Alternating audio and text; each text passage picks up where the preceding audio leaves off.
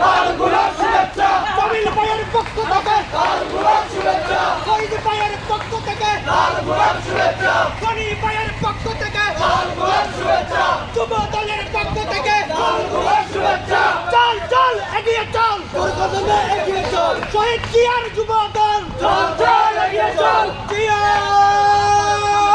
শুনো লড়াই করো জিয়ার শৈলে তার বললে রে জিয়া নাই জিয়া আছে বাংলার এক জিয়া লুকান করে এক জিয়া মিছিল করে জিয়া রূপান্তরে